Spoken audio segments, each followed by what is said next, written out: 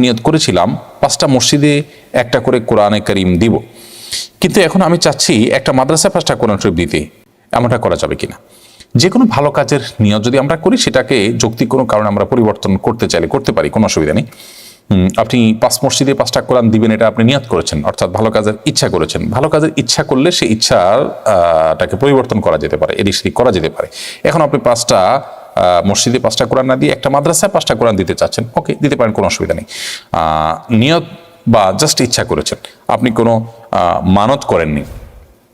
মানত যদি যথাযথভাবে করা হয় তাহলে সেটা রক্ষা করাটা আবশ্যক হয়ে যায়, কিন্তু আমি নিয়ত করেছি দেব, ভালো কাজে ইচ্ছা করেছি, বা কাউকে বলেছি জাস্ট, তো এইটার কারণে সেটা আর হেরফের করা যায় না, ব্যাপারটা সেরকম না।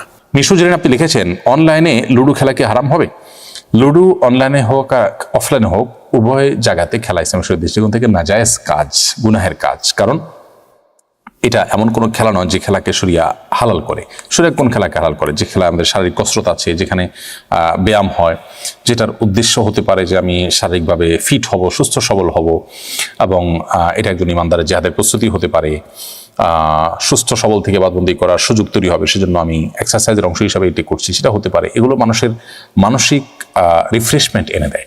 কিন্তু যে সমস্ত খেলা এরকম কোনো উপকারিতা নাই, সেগুলো শরীয়ত অনুমোদন করে না। এর মধ্যে লুডো খেলা একটা, এর মধ্যে মানসিক রিফ্রেশমেন্টের ব্যাপার নাই, শারীরিক ফিটনেসের কোনো ব্যাপার নাই, বরং আরও মানুষকে অবসাদগ্রস্ত করে দেয়। অতএব এটি অনলাইন অফলাইন উভয়টাতেই একই রকম বিধানের অন্তর্ভুক্ত হবে। রেজাউল আমিন আপনি লিখেছেন, অনেক বয়স হওয়ার পরও আমার বড় ভাই বিয়ে করছে না, পরিবার চাচ্ছে আমাকে বিয়ে করাতে, কিন্তু আমি সমাজের মধ্যে লজ্জিত হয়ে যাচ্ছি, আমার কি করণীয়? বিয়ে বড় ভাইয়ের আগে ছোট ভাই করলে যে কোনো গুনাহ হয় এরকম না, এটাকে দোষণীয় মনে করাটা আমাদের সমাজের ত্রুটি বরং। অতএব এই সমাজের ভুল ভাঙার চেষ্টা করাটা দোষণীয় কিছু না। আপনার পরিবার যে আপনাকে বিয়ে করতে চাচ্ছে, এটাই তো শুকর আদায় করার মতো বিষয়।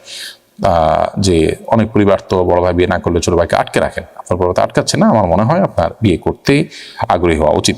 আমার 2জন ছেলে আছে, আমার স্বামী সরকারি চাকরি করেন। এখন আমি মেয়ের আশায় আবার সন্তান নিতে চাই, কিন্তু আমার স্বামী রাজি না, কি করতে পারি? দেখুন, এটা তো স্বামী স্ত্রী উভয়ের মিউচুয়াল আন্ডারস্ট্যান্ডিং এর বিষয়। আপনি আপনার স্বামীকে উদ্বুদ্ধ করবেন, সন্তান বেশি হওয়া ইসলামের শরীয়তের দৃষ্টিকোণ থেকে ভালো জিনিস। আজকাল পৃথিবীতে যে মুখরোচক বলি আমরা শুনতে পাই যে ছোট সংসার, সুখী সংসার, এর চেয়ে মিথ্যা কথা দুনিয়াতে আরেকটা পাওয়া কঠিন। সংসার ছোট হলেই মানুষ সুখী হয় না, বরং সুখ দুঃখ এটা নির্ভর করে আল্লাহ তাআলা ফয়সালার উপরে। অনেক বড় সন্তান, বড় সংসারের অধিকারী মানুষরা সুখী আছেন, আবার অনেক ছোট ছোট সংসারের মানুষের দুঃখের কোনো শেষ নাই, সন্তান 1জন বা 2জন, কিন্তু তারা দুঃখী আছেন। তো সন্তান বেশি হওয়াটা শরিয়ার দৃষ্টিকোণ থেকে প্রশংসনীয় কাজ। পৃথিবীর বিভিন্ন দেশ জন্ম নিয়ন্ত্রণ করে এখন তাদের জন্মের স্বাভাবিক হারটাও এমন পর্যায়ে চলে গেছে যে প্রণোদনা দিয়ে সেটাকে আর স্বাভাবিক করতে পারছে না, অর্থাৎ জন্মের হার বাড়াতে পারছে না। এখন তারা ভয়াবহ পরিস্থিতির মুখোমুখি। ইসলাম সেজন্য আমাদেরকে এ ধরনের কোনো লাইফস্টাইলকে অনুমোদন করে না, বরং আমরা চেষ্টা করব এবং আমাদের সদিচ্ছা থাকবে সন্তান যেন যথাসম্ভব বেশি হয়, এবং রিজিকের মালিক আল্লাহ রাব্বুল আলামিন, তাদের রিজিক দাতা আমি নই।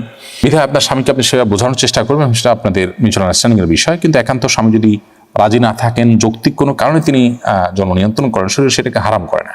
আর সেই সাথে 2টা ছেলে হয়েছে, এখন মেয়েই হবে সেই গ্যারান্টিও কিন্তু নেই। আপনি চেষ্টা করতে পারেন, বাকি সন্তান দেওয়ার মালিক আল্লাহ তাআলা, যে ফয়সালায় আসে সেটাকে মেনে নেওয়ার মতো মানসিকতা আপনার থাকতে হবে।